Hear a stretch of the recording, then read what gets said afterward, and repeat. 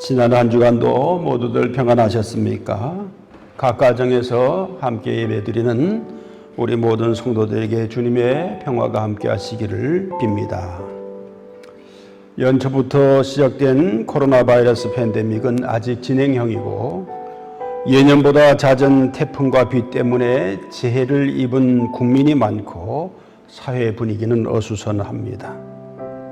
주변 환경이 삭막해지거나 사람들의 생활이 어려워질 때는 사람들의 마음이 삭막해지기 쉽습니다. 평화롭고 풍요로울 때는 그냥 허허하며 넘어갈 수 있는 일에도 예민하게 반응하고 작은 일 하나에도 이웃에게 관용을 베풀지 못하고 용서하지 못하는 모습을 보일 수 있습니다. 요즘이 그런 때가 아닌가 하는 생각을 합니다.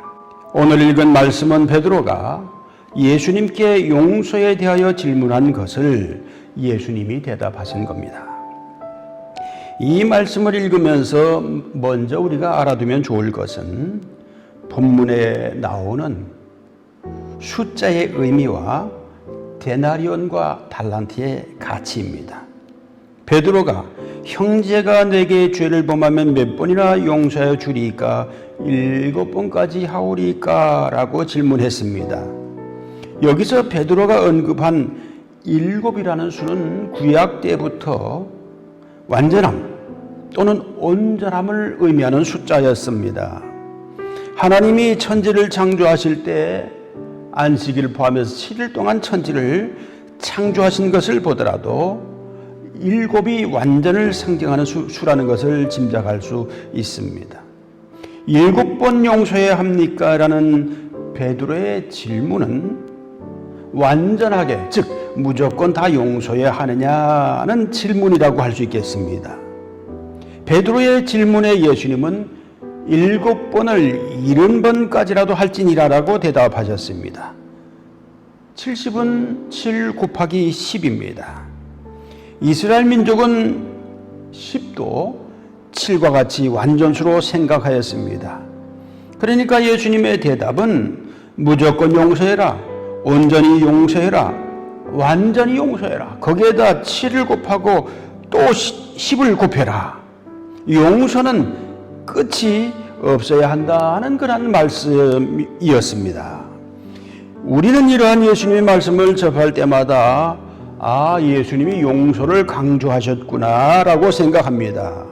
그런데 7과 70이라는 숫자의 의미를 생각하면서 말씀을 깊이 묵상하다 보면 예수님의 말씀이 실현 불가능한 말씀이라는 것을 깨닫게 됩니다. 작은 건 하나도 용서하기 힘든데 무조건 용서하라니 사람이 어떻게 그렇게 할 수 있습니까? 그러나 예수님의 말씀이니 그 말씀에 순종하기 위해서 기도하며 우리의 신앙 인격을 쌓아가야 하지 않겠는가 하는 생각은 합니다. 인간이 실현하기에 불가능한 말씀이지만 가능에 이르기까지 노력하는 것이 예수님의 제자인 우리들이 택하여야 할 길이 아닐까 하는 생각입니다. 그런데 예수님 말씀을 우리가 잘 살펴보면 예수님은 항상 우리에게 불가능한 것을 요구하시는 것 같아 보입니다. 이 대목에서 불가능한 가능성이라는 말이 등장합니다. 육체를 입고 사는 우리로서는 불가능한 일이지만 성령의 능력을 힘입으면 가능할 것으로 믿고 예수님의 말씀에 순종하고 순종하기를 힘쓰는 것이 우리 그리스도인들이 취해야 할 태도가 아닌가 하는 생각을 합니다. 베드로의 질문에 대답하신 예수님은 당신의 대답에 대하여 자신은 용서받았으나 남을 용서하지 않은 종의 비유로 설명하셨습니다. 임금은 하나님을, 종들은 하나님의 백성을 의미합니다. 그런데 예수님의 비유의 말씀에 등장하는 돈의 액수를 알면 예수님의 말씀이 또 얼마나 황당하게 들릴 수 있는 말씀인가 하는 것을 알 수 있습니다. 데나리온이나 달란트는 당시 헬라의 돈의 단위였습니다. 1데나리온은 노동자 하루의 품삯이었습니다. 달란트는 은이 있고 금이 있는데 은 한 달란트는 6,000데나리온입니다. 또 금 한 달란트는 은 30달란트를 은 한 달란트라고 했습니다. 본문에는 은 1만 달란트인지 금 1만 달란트인지는 적시되지 않았지만 은 1만 달란트로 생각하더라도 요즘 하루 품삯을 10만 원으로 계산한다면 6조 원이고 금 1만 달란트로 계산한다면 180조 원이 되겠습니다. 이거는 어떤 개인이 갚을 수 있는 빚이 아닙니다. 1만 달란트가 의미하는 것은 너무 커서 갚을 수 없는 빚입니다. 빚진 자가 평생 힘써도 도저히 갚을 수 없는, 자기 힘으로는 어찌할 수 없는 빚을 상징합니다. 그런 빚을 진 사람이 주인에게 빚독촉을 받았습니다. 너의 아내와 자식들을 팔아서라도 갚아라.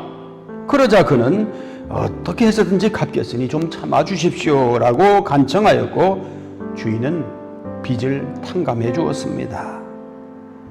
주인이 빚을 탕감해 준 것은 그렇게 참아달라고 비는 그가 불쌍했기 때문입니다.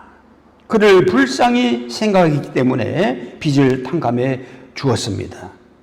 그런데 빚을 탕감받은 사람이 자기에게 100데나리온의 빚진 동료를 만나게 되었는데 목을 잡고는 빚을 갚으라고 했습니다. 그러자 빚을 진 동료는 좀 참아달라고, 그러면 갚겠다고 했지만 빚을 갚으라며 옥에 가뒀다는 것이죠. 주인에게 1만 달란트라는 갚을 수 없는 그에게 빚을 지었지만 주인이 불쌍히 여겨서 탕감해 준 은혜를 입은 이 사람은 자기에게 빚진 동료를 옥에 가두었습니다. 불쌍히 여기는 마음이 없었기 때문이었습니다. 예수님이 말씀하신 이 비유에서 우리가 깨달아야 할 것은 불쌍히 여기는 마음입니다. 하나님은 우리를 향해서 불쌍히 여기는 마음을 가지고 계십니다. 그렇기 때문에 그렇게 불쌍히 여기시는 하나님의 은혜로 용서받은 우리는 역시 불쌍히 여기는 마음으로 동료를 대하여야 한다는 것입니다. 우리에게 불쌍히 여기는 마음이 없다면 하나님이 진노하신다는 것이 예수님이 하신 말씀입니다. 금방 자기에게 큰 빚을 탕감받은 자가 자기에게 조금 빚진 사람을 옥에 가두었다는 소식을 들은 주인이 그 사람을 다시 불러들여서 내가 너를 불쌍히 여김같이 너도 내 동료를 불쌍히 여김이 마땅하지 아니하냐라고 꾸짖고 그 빚을 다 갚을 때까지 가두라고 옥졸들에게 넘겨주었다는 것으로 예수님의 비유는 끝납니다. 비유의 말씀을 끝내신 예수님은 너희가 각각 마음으로부터 형제의 죄를 용서하지 아니하면 나의 하늘 아버지께서도 너희에게 이같이 하실 것이다 라고 말씀하셨습니다. 주인으로부터 불쌍히 여김을 받아 자기 능력으로 갚을 수 없는 빚을 탕감받은 사람이 자기에게 조금 빚진 사람을 용서하지 않고 옥에 가두어 버리는 일을 한 것은 동료를 불쌍히 여기는 마음이 없어서였습니다.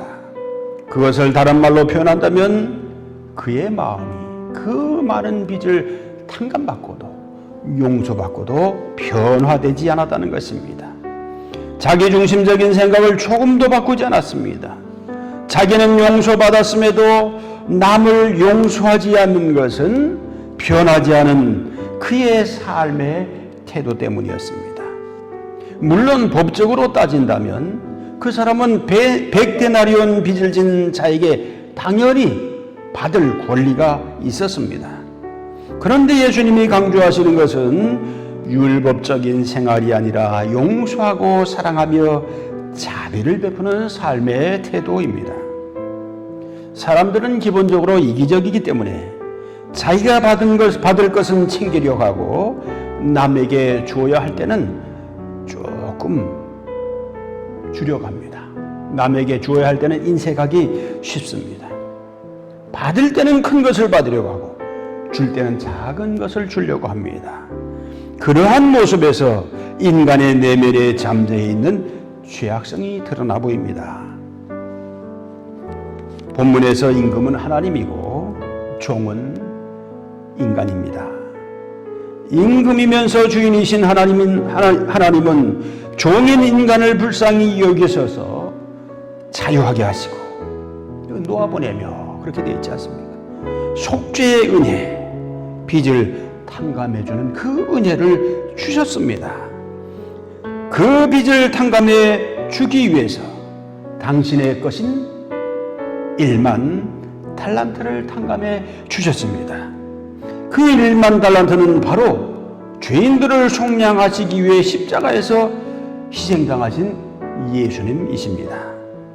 인간의 속죄와 자유를 위해서 하나님의 아들이 십자가에 달리신 것입니다. 이것이 바로 7번씩 70번까지라도 하는 용서입니다.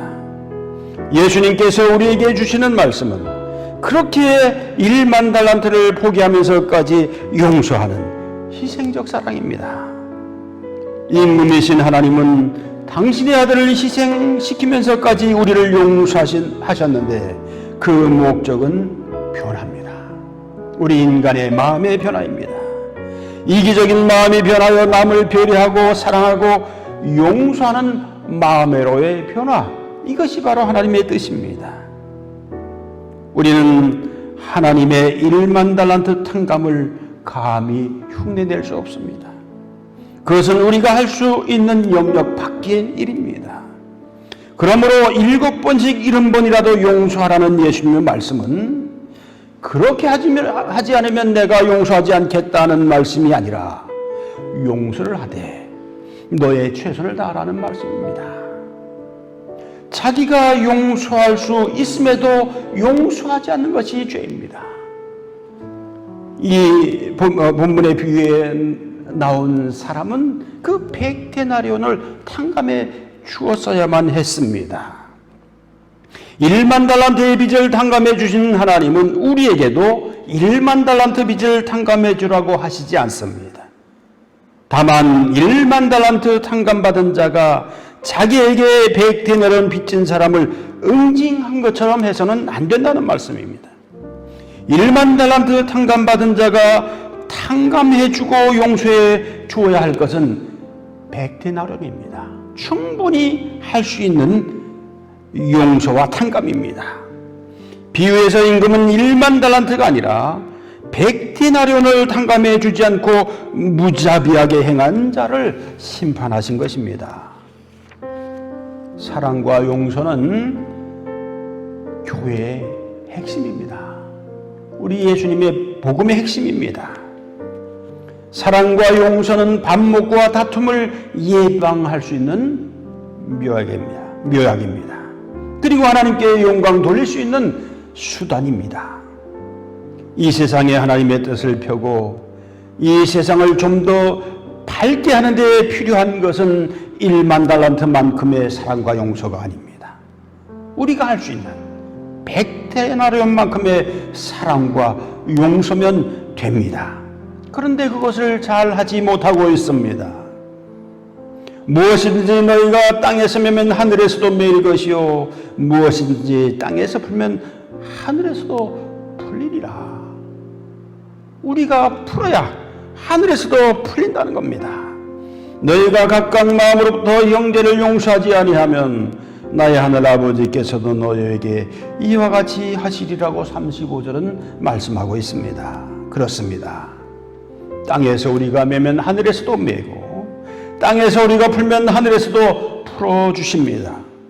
그리고 우리가 용서하면 우리가 용서한 죄의 크기와 상관없이 하나님께서는 우리의 죄를 용서해 주십니다.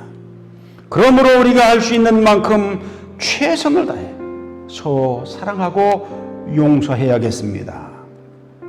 하나님으로부터 불쌍히 여김을 받은 우리는 우리의 힘으로 갚을 수 없는 빚을 탕감받고 용서받았습니다. 그런 우리에게 주어진 것은 우리의 동료를 불쌍히 여기는 것입니다. 동료를 불쌍히 여길 줄 아는 사람으로 변화된 자만이 주님의 뜻을 이루어 갈 수 있습니다. 과연 코로나 이전의 사회로 돌아갈 수 있을까 하는 불안이 우리를 찾아오곤 합니다. 저는 코로나 바이러스 19가 속히 물러가고 우리 모두가 이전처럼 서로 얼굴을 대면하고 손을 잡고 함께 식사를 나누며 친교할 수 있는 그날이 속히 오기를 기도합니다. 요즘처럼 미래가 불안하고 신경이 예민해지고 다툼이 많은 때일수록 우리에게 더욱 필요한 것은 이웃을 불쌍히 여기는 사랑과 용서입니다. 그것이 우리를 코로나19 팬데믹이라는 재난으로부터 무사하게 해줄 것이라 믿습니다. 아멘. 오늘의 말씀을 잠깐 묵상하겠습니다.